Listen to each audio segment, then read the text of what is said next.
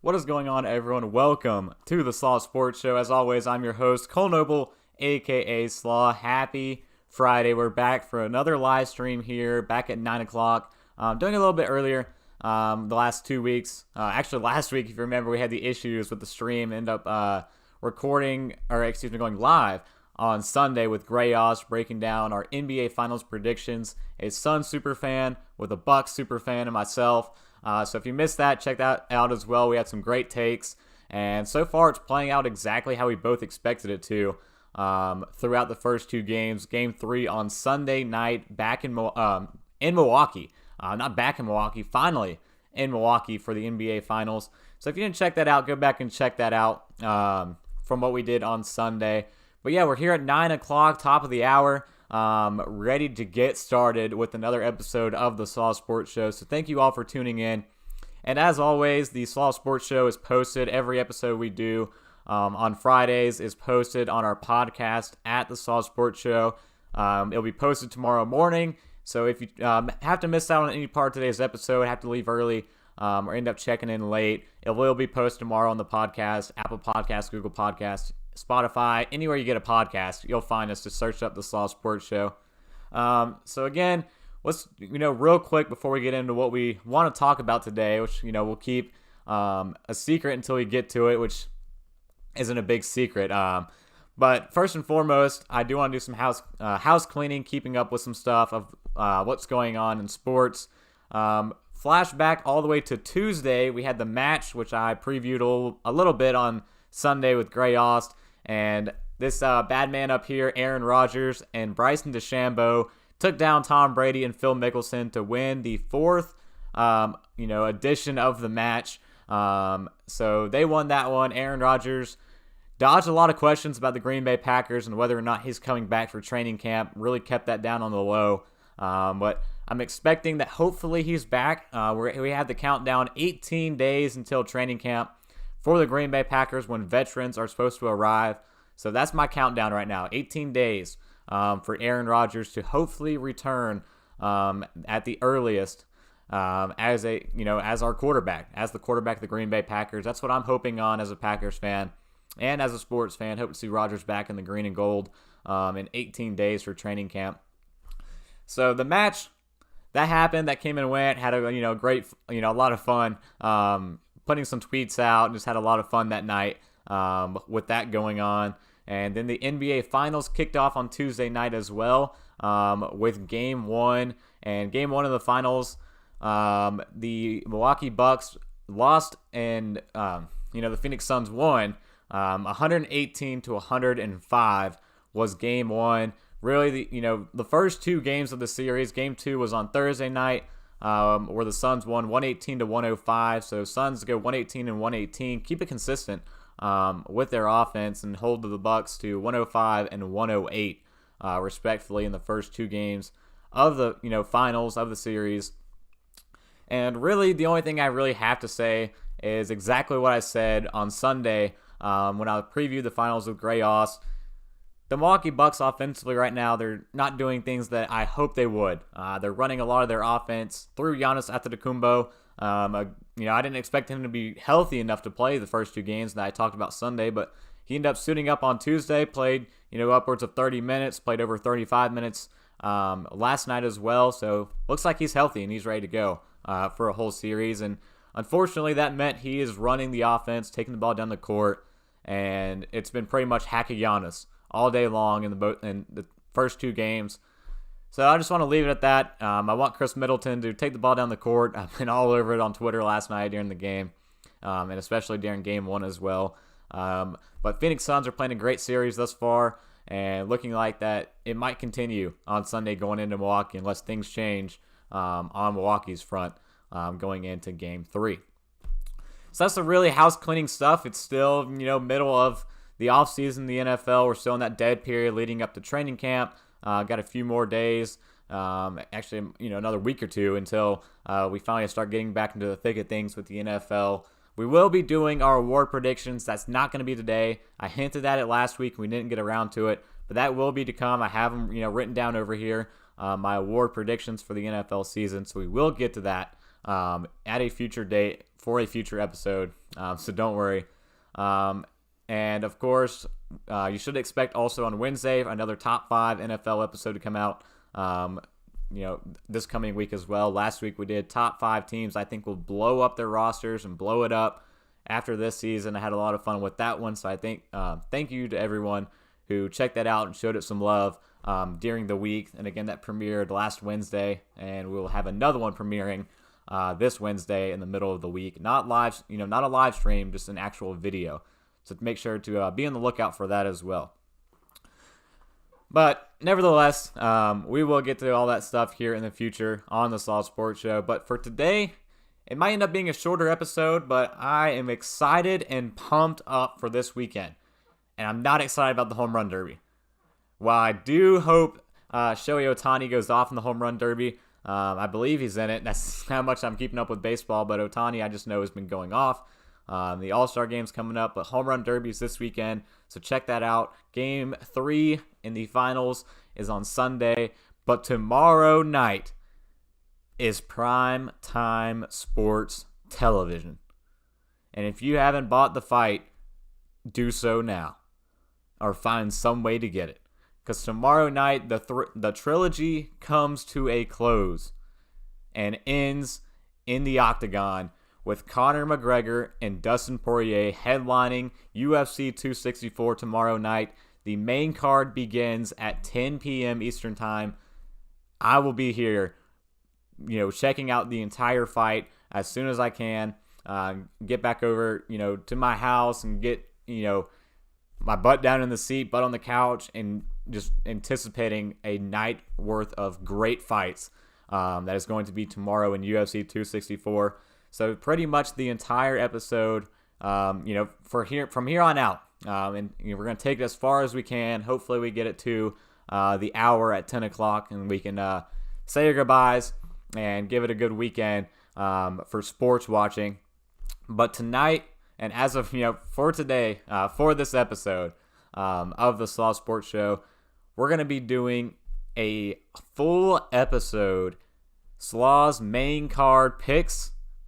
Yes, picks, plural, of the week. We're not picking a co-main, two co-mains. We're not picking the main event of the main card. No, tonight, here right now on the Slaw Sports Show, we will be picking all 5 main card matches that is tomorrow night for UFC 264.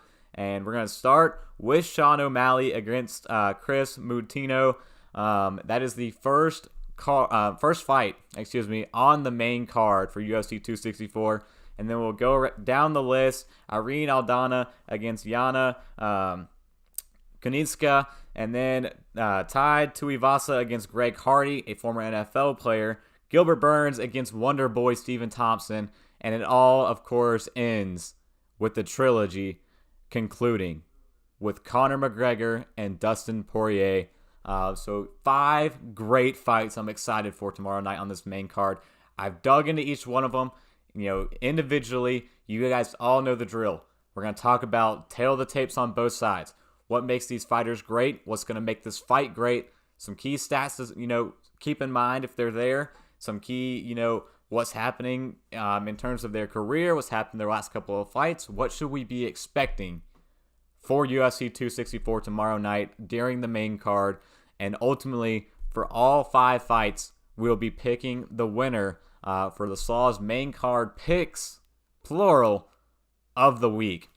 But before we get into these main card fights, let's take a step back and let's look at our record right now. Slaw, I am 13-7 in my main card picks of the week. 2 weeks ago was our last pick of the week. We took Cyril Gane in a unanimous decision. We took Cyril Gane outright winner. He won in a unanimous decision against Alexander Volkov.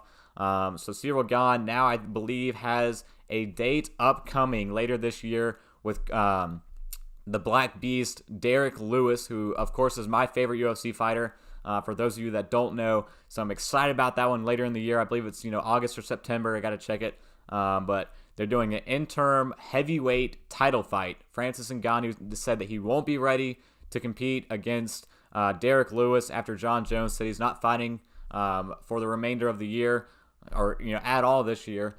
So Derek Lewis was supposed to be the next one in line. I was excited for him to get the title shot, but ultimately Francis Ngannou backed out, pushed it off, and instead they're going to have an interim heavyweight title fight going on later in the year with Cyril Gane and Derek Lewis. I'm excited for. Can't wait to predict that one. You guys already know what I'm like, where I'm leaning before we even look into it, with Derek Lewis being my guy. But nevertheless, we went on a little bit of a tangent there. 13-7 is our record overall. We've been doing great as of late with our last couple of fights. Hit a little bit of a roadblock. I think we lost like 3 straight, but I think the last 2 were back on track thanks to Israel Adesanya and Cyril Gane winning the last 2 fights we picked. And today, like I said, we're picking 5. All 5 fights on the main card for UFC 264. So let's go ahead and get started. Just go ahead and dive straight into it. The first fight on tomorrow night's main card, like I said, is going to be Sean O'Malley against Chris Moutinho. Chris Moutinho is making his UFC debut. Finally, he's had a little bit of a decent career in the MMA world and in the sport, and finally gets a shot now in the UFC. Thanks to Luis Smolka, he withdrew from the fight. He was supposed to be going up against Sean O'Malley, but on Monday he backed out of the fight, had a staph infection, and there's a little bit of a up in arms of who's going to get the fight now against Sean O'Malley, and ultimately the winner of that little auction, not really auction, but the pool of the sticks they had to fight Sean O'Malley was Chris Moutinho, who, like I said, now making his UFC debut tomorrow night in this fight. And Sean O'Malley is a guy who's really been a crowd pleaser with just his unique style of fight, unique style in general. I mean, when you look at the guy, very unique character, but nevertheless, he has been getting it going. Really starting to rise up in the bantamweight division and starting to catch some steam. He's starting to be a fan favorite and being more and more likable and more of a threat in this division as time goes along for him. But unfortunately, his last fight, I believe he got a win earlier this year. Back in March. But however, back in last August, in that fight against Marlon Vera hit him with the tough calf kick that actually ended up kicking his peroneal nerve in his ankle. I'm trying to show you, but you can't see my ankles obviously, but kicked the peroneal nerve in his ankle and really struggled with that. I expect him to have some issues moving around a little bit tomorrow night. Probably will most likely be wearing an ankle brace to keep that nerve steady and make sure it's not prone to getting hit again and all that stuff. But nevertheless, his last fight was a KO, a knockout in the 3rd round against Thomas Almedian back in March of early this year. So we saw him earlier this year. He's back again, ready to go and continue on his dominant pace he's set out for himself. That one loss he did have to one loss he had against Marlon Vera. He was right there in that right there in the thick of it. Right there in that fight. That was his fight to win, and it was unfortunate what happened to him. Just a freak accident where he got kicked in that peroneal nerve in his ankle. Ended up losing it. So you take that aside, he's 13-1. And that one loss is that one loss. So you take that aside, basically the guy is still undefeated in MMA, an undefeated fighter. But we still got to give it to him. So 13-1 record for Sean O'Malley. He has finished his past 3 wins. So his last 3 wins, out, excluding that one loss, have been by TKO or knockout. A guy who's really quick and really gets right to the point with his fights, and I think we should expect to see nothing less than that tomorrow night. But he's 5-1 in the UFC. He has 8 first-round finishes, including those last 3, and has landed more than 86 he hasn't landed more than 86 significant strikes since 2017 when he wasn't in the UFC, but he had a fight where I think he threw 141 significant strikes that he landed. Since then, he hasn't landed more than 86, but it doesn't matter. He's got 8 first-round finishes in his career, has been on a tear so far throughout the UFC since joining it, and really is just an exciting guy to watch. He's very unique. He plays for the crowd. Everybody loves him. So I'm excited to see what he can do tomorrow night against Chris Moutinho. So let's talk about Moutinho. Like I said, making his UFC debut. But in his career as a fighter in the MMA, he is 9-7. So outside the UFC, what do we expect to see out of Moutinho tomorrow night? Well, his manager came out and talked him up.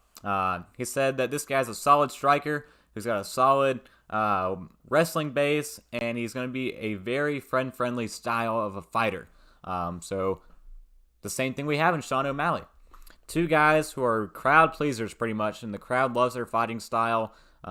It's going to be interesting to see who the crowd gets behind tomorrow night. They're going to get in against Sean O'Malley, a proven guy that's up and coming in his division. They're going to get behind Chris, a guy who's making his debut and looking to make his name known.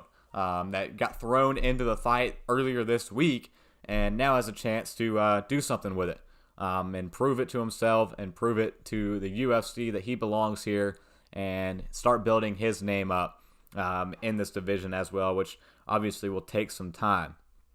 But you look at Moutinho, and we got to break it down. While this is his UFC debut, there's still some fights to break down in his career in the MMA. Moutinho has 3 wins by knockout or TKO, but has 2 submission losses on his belt. And submission is not necessarily Sean O'Malley's signature style, so those 2 submission losses might not play into a factor here in this fight, but we have to keep that in mind. Whenever we see more of Chris Moutinho in the future in the UFC, those 2 submission losses he does have in his career. And his last fight was on May 8th. He actually got a submission win in the 3rd round, a arm triangle choke in the Cage Fury Fighting Championship banner. So how's that for it? Back in May 8th, the last time he has been in the octagon, got a arm triangle choke. So this is interesting. His manager says he's a solid striker who's got a good wrestling base. So you expect him to, have a strong base up front, like to stay on his feet, but also when he needs to, he can get down and finish the job on the ground as well and get some submissions in there. But ultimately, with 2 submission losses, you'd have to think that's not his traditional style and preferred style of fighting. So I think we're going to see a lot of moving around in this fight. 2 guys who are unique style of fighters. They're going to be crowd pleasers. They're going to be backing off of each other, kind of getting the crowd into it, kind of thing, bouncing around, getting hype, and getting trying to get the crowd hype with them throughout this fight tomorrow night. And I think it's going to be a good start to the main card. Sean O'Malley, I thought, could have a better opponent, especially a guy that's in the top 15, top 10 in the bantamweight division. Give him some quality opponents that he can start making a case to move up here in this division. But I think this would be a good one just for him to get another win under his belt, especially against a guy making his UFC debut. So that is going to be my pick. I will be riding with Sugar Sean O'Malley, and I think Sugar Sean's going to welcome Chris Moutinho to the Sugar Show and get another finish by TKO or KO. So I'm taking Sean O'Malley in this first fight over the newcomer Chris Moutinho by KO or TO for my first Slaws main card pick of the week for UFC 264. I'm just really going to ride Sugar Sean all the way in this one. I think he just, this might be early, might be late. That's why, all in all, I'm just going to take it by TKO or knockout. I just think Sugar Sean's right now on the come up in this division. He's got a lot of energy to him, got a lot of hype to him right now. And I think that he continues that, puts on a Sugar Show, and takes down Chris Moutinho in his UFC debut and puts him on the ground by a finish. Not put him on the ground, takedown. Finishes him in this fight. So, again, it's going to be my first main card pick of the week. And next we go to the women's bantamweight division for our second fight of the UFC 264 card. This one, Irene Aldana against Yana Kunitskaya. And this is going to be a statement fight. Huge fight here in the women's bantamweight division. Yana and Irene, two fighters who are in the top 5 of the bantamweight division for the women's bantamweight division. Aldana is 4th in the bantamweight division, and Yana is 5th in the division. And this is a statement fight tomorrow night because the winner will most likely end up having to face Amanda Nunes here in the near future for the title. And we all know Amanda Nunes is just reeking through everybody and destroying everyone in her path right now in the entire women's side of the UFC, not even the bantamweight division, but the entire UFC pretty much. No one can stop Amanda Nunes. So this is the fight to get the new contender for Amanda Nunes' belt in the bantamweight division. Irene Aldana against Yana Kunitskaya. And I think this one is also going to be a great fight, just like the other ones. All 5 of them on this card are great fights. But let's start with Irene Aldana. I want to start with her first. Again, number 4 ranked fighter in the bantamweight division. She is 12-6 in her entire career.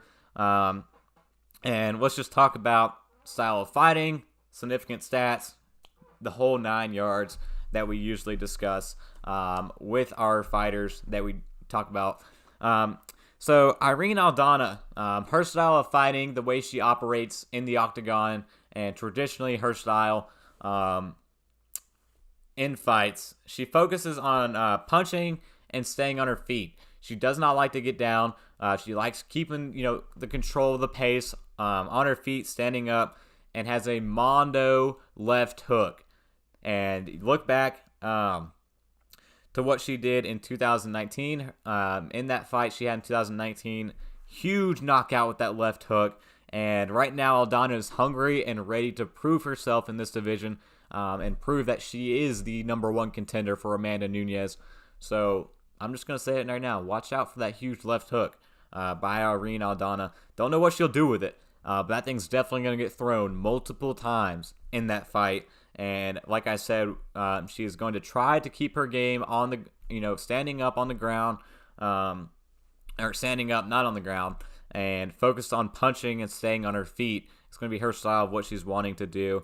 But on the other side for Kunitskaya, she's going to look to get the takedowns. She's the takedown expert, and is going to look to control things on the ground. She's the complete inverse of Irene Aldana, which makes this a very enticing fight to watch and a very enticing pick.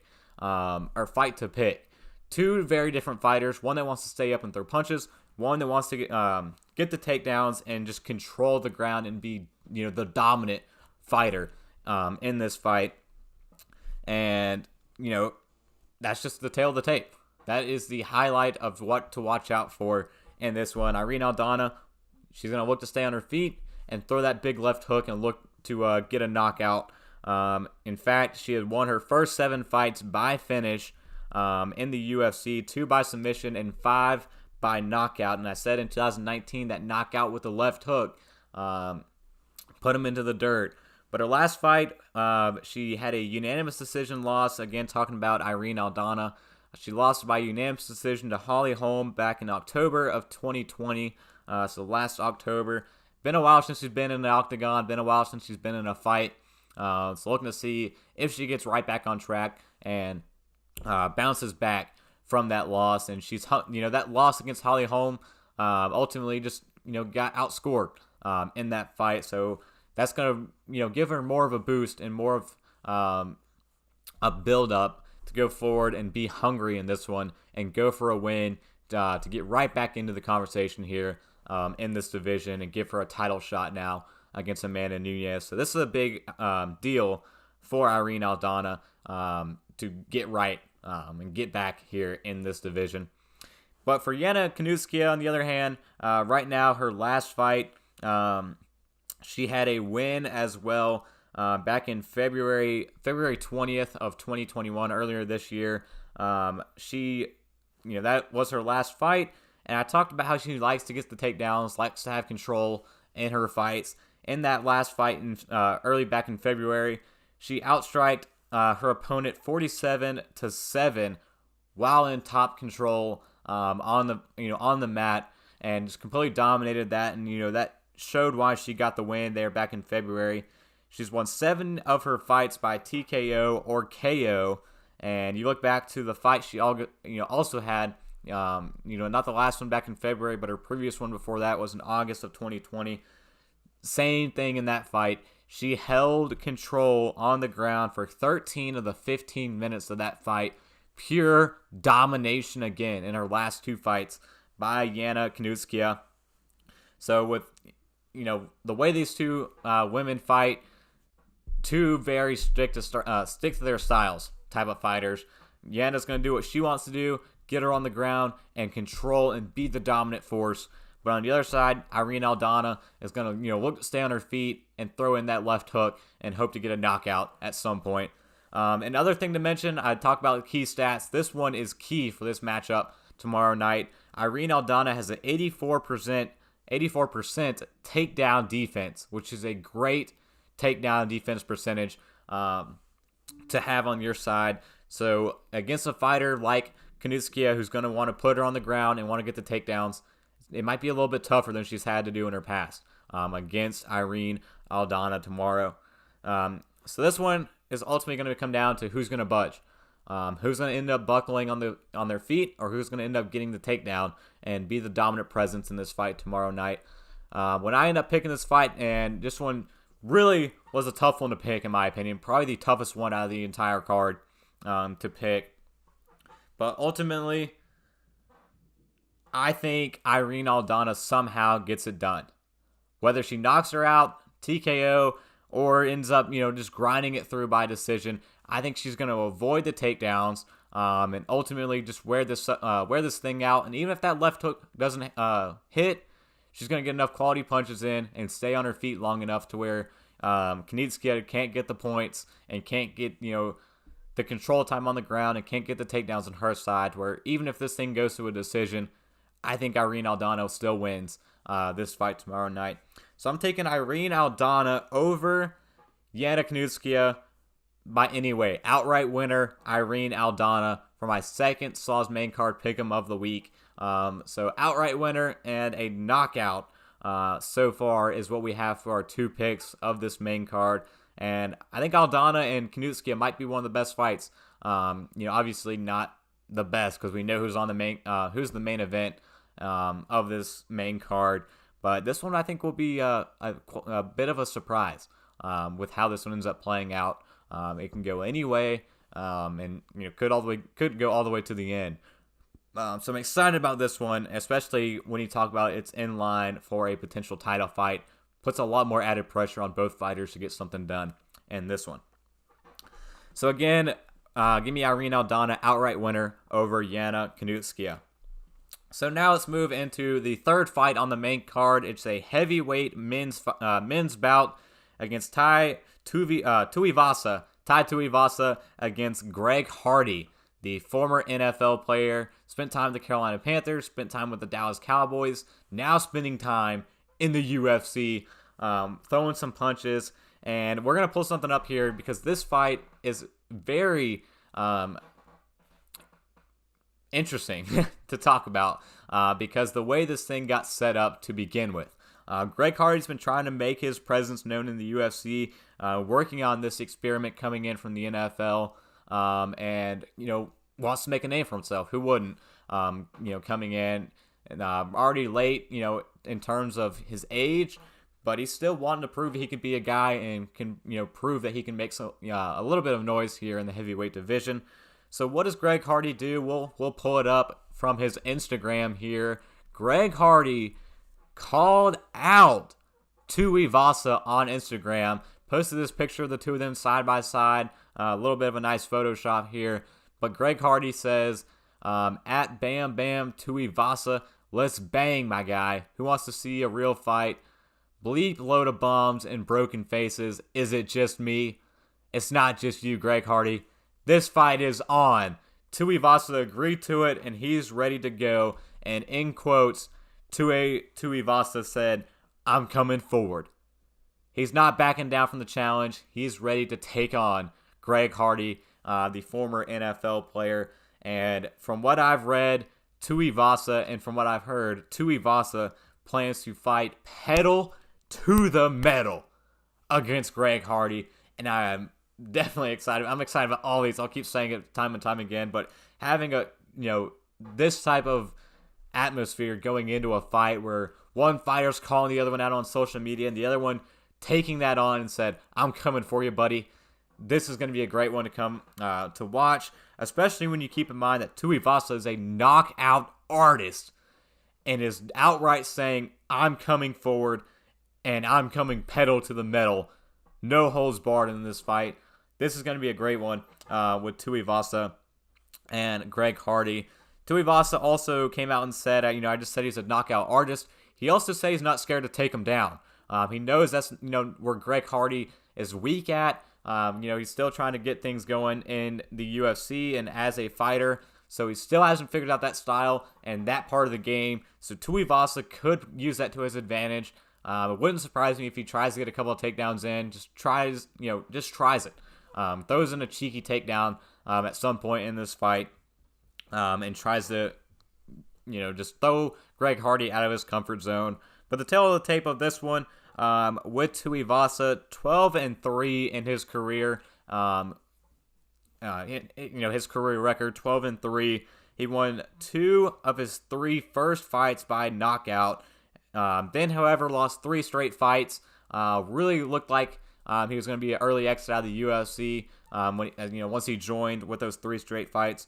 But in October, he bounced back, had a round 1 knockout, came right back in it. There's 1 second left in that first round, dropped the guy to the ground. Tuivasa said, "I'm back. Don't you forget about me," after 3 straight losses. So the knockout artist ready to go again. He's hungry. He's hot. He's ready to come after getting called out by Greg Hardy. But let's look at Greg Hardy. In his career, since transitioning to a MMA fighter, he is 7-3. And in my opinion, the way he's looking at now in his career, the clock's ticking already on this NFL to MMA, NFL to UFC experiment with Greg Hardy. But nevertheless, Hardy's a huge believer in himself, and he doesn't need it. He doesn't just need him. Dana White is also a huge person to have in the corner of Greg Hardy. He is also a huge believer of Greg Hardy in this experiment, and that he thinks it can work and pay out, and Greg Hardy can make some noise in the heavyweight division. But it all starts here in this fight, of course, tomorrow night with Tuivasa. And in his last couple of fights, you think back to December of 2020, the last time we saw Greg Hardy in the octagon, he ended up losing by TKO/KO in the second round against Marcin Tybura and completely looked gassed. Even though he lost there in the second round, for an ex-NFL player, Greg Hardy was gassed in that fight. He was not ready to draw that thing out. He was getting knocked out sooner than later once they hit that second round, just completely exhausted and completely just worn out already in the second round. He has to get that fixed, get that right before he goes into this fight against Tuivasa. Because like I said, Tuivasa said, "I'm coming forward," and he's going in pedal to the metal is going to be my saying for Tuivasa to watch out for tomorrow night. So when I picked this fight, this one was the easy one, and you probably guessed it. I'm going with Tuivasa by knockout. So yes, 2 straight knockouts in our first 3 fights. This one, I think this card is going to be electric tomorrow night. But give me Tuivasa by knockout. I think he's going to come in red hot, knocking him out. No games against Greg Hardy. Greg Hardy want to be cute. Again, we'll pull it up. Try to call him out on social media. Let's bang my guy. Let's see who wants to see a real fight. Buttload of bombs and broken faces. There's not going to be a buttload of bombs and broken faces, Greg Hardy. It's just going to be you. It's just you. I think Tuivasa puts him on the ground tomorrow night and gets a huge knockout in this fight. We're going to take a quick break. We come back and pick the last 2 fights of this main card for UFC 264. Thank you for sticking with me thus far. But I'm running out of breath, so I'm going to take a quick break. And we'll be right back here on the Saw Sports Show to pick these last 2 fights for UFC 264. So we'll be right back.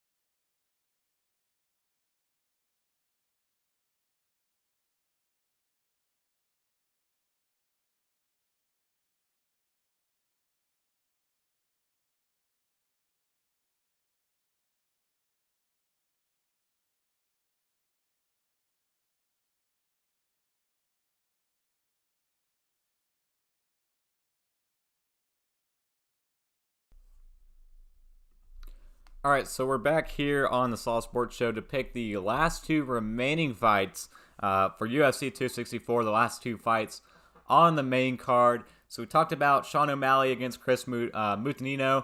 We talked about Irene Aldana against Diana Kanizkia. And we now recently just talked about Tuivasa,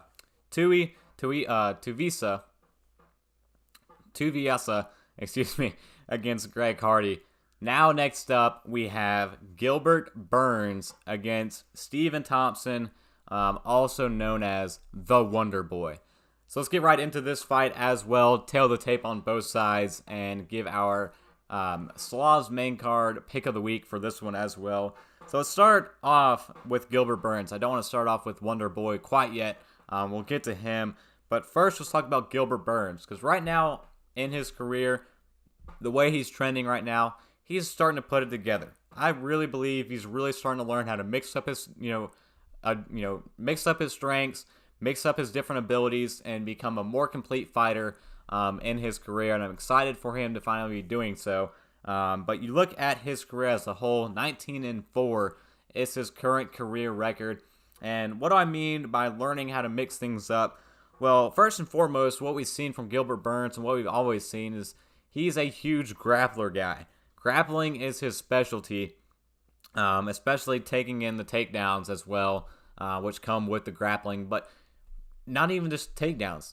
Just grappling, getting in the clinch, and working out of the clinch has been his specialty in his career and what he does in his fights. And I think right now he's doing a great job of learning how to mix his grappling and takedowns with his heavy hands.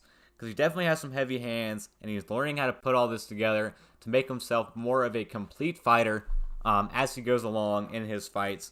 But you look back up at his recent fights and what he's done lately. His last fight, he was knocked out in the third round by Kamaru Usman back on February 13th, earlier this year. Knocked out there before Usman went on to take the title. But before that, he won 6 straight fights. He was on a six fight win streak all the way up to Usman before ultimately losing in his latest fight. And right now, looking to get back on track in this welterweight division. But in his path right now is the Wonder Boy, Stephen Thompson. Let's talk about Wonder Boy now. 16-4-1 career record. This guy is a master at understanding where he's at, understanding his distance, and really just does a great job angling away from punches. Very good defensively, very smart on his feet, very smart with, controlling the distances, and, ultimately what his bread and butter is, very, like I said, very good at angling away from punches, but very good at coming back in with counters that are deadly. So that's the bread and butter of Wonder Boy, and I'm excited to see him get that in as well. And an X factor here to consider when you talk about Wonder Boy in this fight, watch out for that leg kick. That side leg kick that Wonder Boy loves to do, I think he can utilize that against Gilbert Burns. Like I said, he's a master at keeping his distance, but Gilbert Burns is going to want to get in close and get in the clinch and just start grappling with Stephen Thompson. He thinks he can beat him that way, so that's what he's going to try to do. But Wonder Boy is going to want to keep his distance.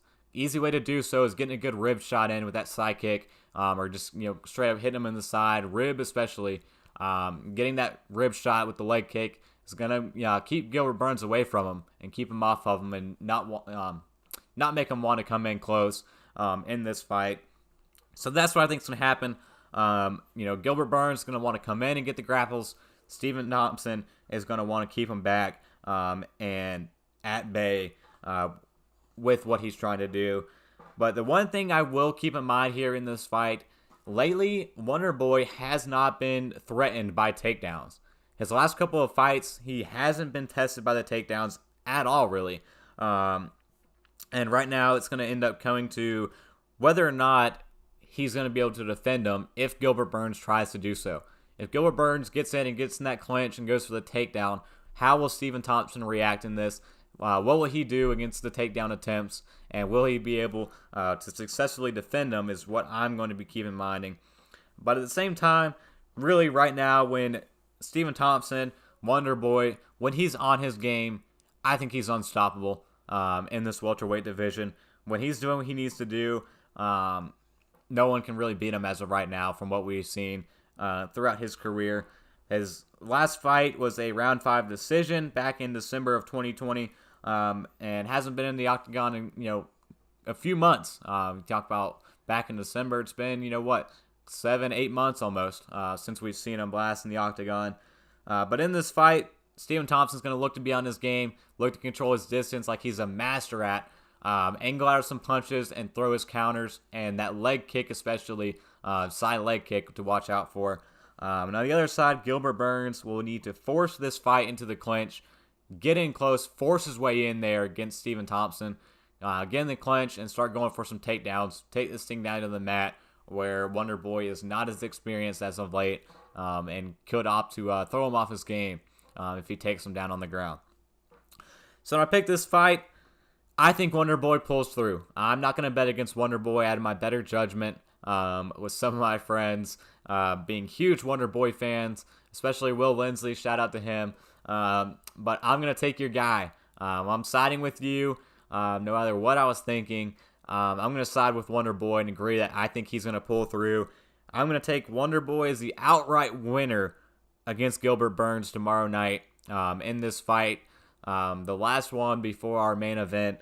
I think Wonder Boy pulls through, gets the distance that he wants to, angles out of punches, gets in enough counters to where potentially can get him down on the ground and put him out, or will end up taking this thing to a decision. So I don't know which way he does it, but I do know that I think Wonder Boy's going to pull through, and that's going to be my pick for this one is Wonder Boy, an outright winner against Gilbert Burns. So we have 2 outright winners for tomorrow night, and so far 2 knockout/TKOs on deck for what I think will happen in this fight tomorrow night. So now it's time. It's time for the main event, UFC 264. We are talking about the trilogy coming to an end with Conor McGregor and Dustin Poirier. You see me turning the page. I got a full sheet ready to go here for Dustin Poirier against Conor McGregor. It's not just about the trilogy. It's not just about the trilogy coming to a close tomorrow night in this fight. Dana White also said that the winner of this fight will get the title shot in the lightweight division against Charles Oliveira, the new crowned winner. It's been probably a couple, I believe a month, maybe a little over since Oliveira won it. Actually, maybe not even quite a month. It's been a couple weeks. But Oliveira won the lightweight title a couple weeks back, and now we'll have to face the winner of Dustin Poirier against Conor McGregor. Whoever comes through and prevails at the trilogy is in line for a title fight. So first and foremost, let's talk about the trilogy itself. This has been a long time coming and ready for an end. The first fight between these two fighters was back in 2014 when Conor McGregor ended things early right off the bat with a knockout in the first round. Completely over, shut him up early in that fight. That was during McGregor's reign to dominance, being a global superstar in the UFC. Right there when McGregor was right in his prime. Just put him down right in the first round of the fight and went on about his career from there. But the second fight we saw back on January 23rd, earlier this year, and it was the opposite. Dustin Poirier got the knockout in the second round, but you look back to that fight, and this is why this one's going to be intriguing to think about. McGregor was winning. McGregor had the lead on the scorecards in that fight in the first round. The judges' scorecards of the first round, McGregor was winning, was going into the second round with the momentum, but ultimately what got McGregor was the leg kicks. It was the calf kicks that gained confidence on the offense for Dustin Poirier and gave him some space, and he finally used those leg kicks, gained momentum in the offense, and pushed McGregor into back into the cage and got that second round knockout, really just wailed on him, and that thing flipped like that in that fight back in January. I was completely shocked. My mouth was gaping open the entire time of that second round when I saw that fight completely turn the switch and Dustin Poirier just take over that fight against Conor McGregor. But now I think tomorrow it's all up in the air for this fight. McGregor, from what we've seen so far, looks like he might be back. The McGregor we all know and love. It looks like he's back. He's mentally back, and he's, from what we've seen throughout the week, and we'll pull some things here from what we've seen from the press conference yesterday and some clips we've seen today from McGregor. It looks like he's back. He's throwing some shade on social media. He's talking all of his talk. He didn't do that the second time around, back in January. He's doing that now this week, throughout this week, and really looks like a completely different person going into this fight. So I'm excited to see what happens with McGregor. So we will be pulling some things up here. First, let's go to the press conference from Thursday. And this one was exciting and pretty fun to watch if you haven't seen this one yet. So this was right after, right here when they, pretty much went head-to-head at the end of their press conference. And let's just watch this one here and watch this one play out real quick.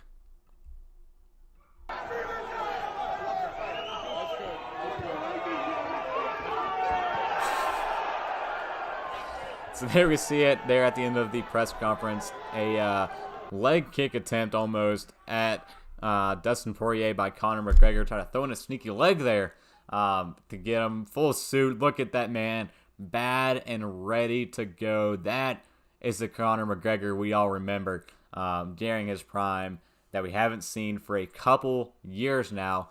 And we'll pull this one up too as well. This one was today. We saw this earlier.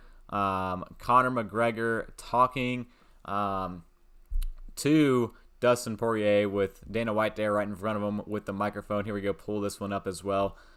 Listen to this one as well. This is a great line here by Conor McGregor.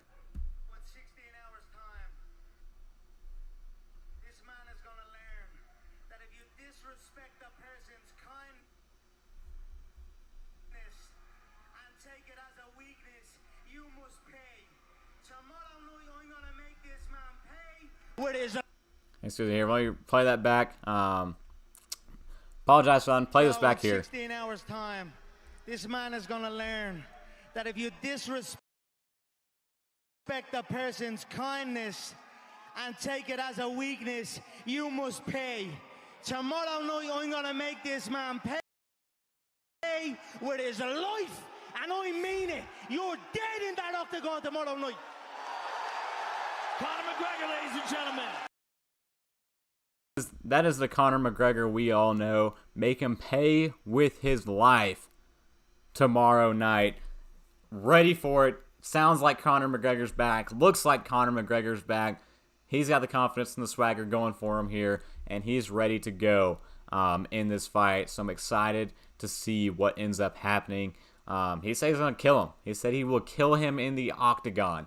But ultimately, it all comes down to if he can actually pull it off. So let's do our tail of the tape and pick this fight. The main card, the end of the trilogy. So let's start with Dustin Poirier, 27-6 in his career. I talked about it. The onslaught of calf kicks gave him the edge in the second fight between these two. Gained that confidence, flipped the switch like that in that fight, and came away with the knockout after losing the first round, like I said on the scorecards, against Conor McGregor. But in my opinion, in this fight, there's two ways this can go. Conor McGregor early or Dustin Poirier late. I think Dustin Poirier definitely has the cardio advantage over Conor McGregor.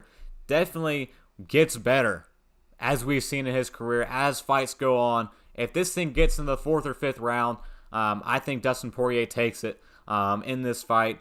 Just ultimately, the only thing Dustin Poirier has to worry about, he cannot get caught with the big shot. The big shot is what we all know from Conor McGregor, and if Dustin Poirier gets caught with it, whether he's got the chin or not, he can't get caught. He's got to be chinny in this one. We've got to be able to wear some punches and draw this thing out, and we all know we'll get better as the fight goes on. That's his type of style. That's what he does. Get the leg kicks going, and it worked for him last time. I expect him to do the same thing this time, and ultimately just try his best to draw this thing out. wear out Conor McGregor in this one. So I think Dustin Poirier can take this one if he gets down to round 4 or round 5 in this fight. But on the flip side, with Conor McGregor in his career, 22-5 in his career, everyone knows the story of Conor McGregor, the historic career, record-breaking career of Conor McGregor, and we all watched it ultimately come down. Looks like started to derail the last few years. Conor McGregor has only had one win in the last 5 years. All the way back, we talked about one in 2014. He won in 2016. But that was 5 years ago. The only win he has in the last 5 years came back in January of 2020 when he knocked out Cowboy in the first round. We picked that fight. Actually, we didn't pick that fight. Actually, I believe we did pick that fight. But we talked about it last January on the Saw Sports Show. I remember vividly, it was one of the first fights I talked about on the Saw Sports Show. One of the first UFC fights I talked about. Really built that one up, only to see McGregor completely destroy Cowboy in that first round. And that fight was over before it even started. It seemed like it's an immediate knockout in that one. That's the only win that Conor McGregor has in the last 5 years. But nevertheless, Conor McGregor is a beautiful, strategic specialist in the octagon. He knows exactly where he is, exactly where you are, and exactly what he needs to do next. In every single fight, it seems like always does the right things. His feet are always right on it. But ultimately, in that fight back in January against Poirier, when Poirier started throwing in those leg kicks, it threw him off his rhythm, threw his feet off, and he no longer was in that beautiful, strategic Conor McGregor style that we see him in, where he's in control of an entire fight. And that's been his bread and butter and what he does. And he got thrown out of that. But ultimately, that's what he has to get back to tomorrow night in that fight against Dustin Poirier. He has to get back into being that beautiful, strategic Conor McGregor that, has the right awareness, knows when to throw the right strikes in, and, just get back to his style. Walk in there, shoulders, coming in, doing doing the things he always does, strutting around. I want to see that Conor McGregor come back tomorrow night. That's the guy I want to see in the octagon taking on Dustin Poirier. But the other thing with Conor McGregor, and I think history might be on his side in this fight tomorrow night. He lost back in January to Dustin Poirier, the second time these two fighters squared off. And you look back now we go back and look at the film. And you look at the tape. When's the last time Conor McGregor's been in this situation? Because we all know history repeats itself. The last time Conor McGregor bounced back after a defeat against the same opponent was against Nate Diaz. And he's done it before. That first time against Nate Diaz when he lost, came back in that second time and took him down and prevailed. When he came back, he's smart, he's a great fighter, and he's a strategist. And will do that in this fight tomorrow. And that's what I'm leaning. If Conor McGregor can defend the leg kicks tomorrow night, get after Dustin Poirier early, I think he can get something done and end up getting the win. But on the other side, Dustin Poirier, I think he's capable. He's capable of drawing this fight out and ultimately winning this thing in the later rounds, in rounds 4 or 5, and even can do what we saw back in January and completely flip the switch. But I think that's the least likely scenario. Is another thing we saw in January. I think McGregor's just going to be too much more cautious and aware of what happened to him in January to have that happen to him again. So I think Poirier's only chance of getting a victory is going to be drawing it out and grinding this one out against McGregor and just wearing him out and eventually taking him down in this fight. So let's go right into it. Let's get our pick here for our last pick, UFC 264. I think Conor McGregor will make it known that he is back. Everything I've seen, everything I've heard so far the last 2 days makes me feel like this is the McGregor that was in his prime. This is prime McGregor. The confidence, the swagger, the talk, all of it is there. And I think it all comes full circle and comes back for him tomorrow night in the octagon.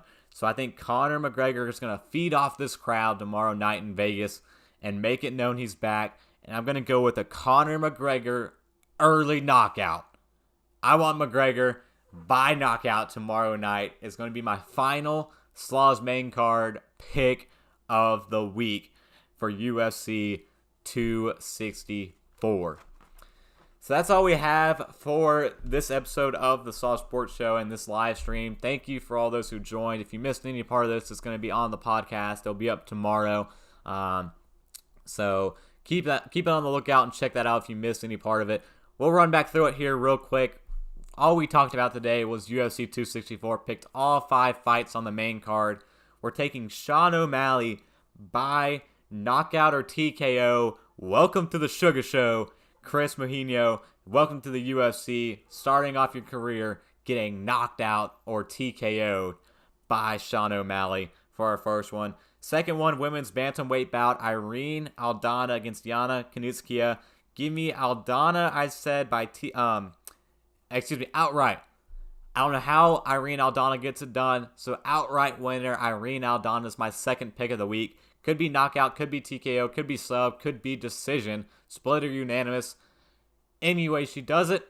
I think Irene Aldana gets the job done tomorrow night. That's my second pick for UFC 264 main card. The heavyweight fight, Tuivasa against Greg Hardy. We took Tuivasa by knockout in this fight. Tuivasa, I think he's, like I said, going to come in hot. He's a freight train coming into this one. Watch out, Greg Hardy. You called him out and you're not ready for it.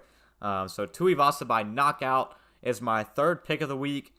And welterweight bout, Gilbert Burns against Wonder Boy. I'm taking Wonder Boy outright winner. Shout out to you, Will, picking your boy outright however he gets it done tomorrow in that fight as my fourth Slaws main card pick of the week. And like we just said, our fifth and final pick of the week is going to be an early knockout by the notorious Conor McGregor, who's back. I think he's back, ladies and gentlemen. And we'll see that tomorrow night when this main event of the main card ends up coming around.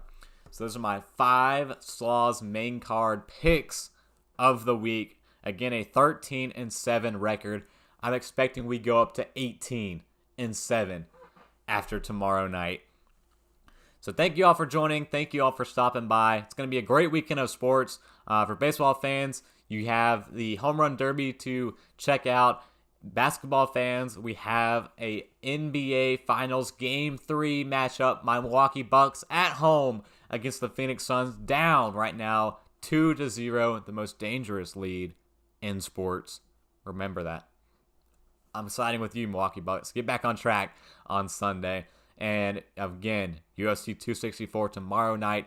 Main event starts at 10 o'clock Eastern Time, just like the Slaw Sports Show used to. But early today at 9 o'clock. Thank you all for joining me. Let's make these picks come true tomorrow night in UFC 264. We made it. We did the full hour. So pat on the back there. Thank you all for watching. And until next time,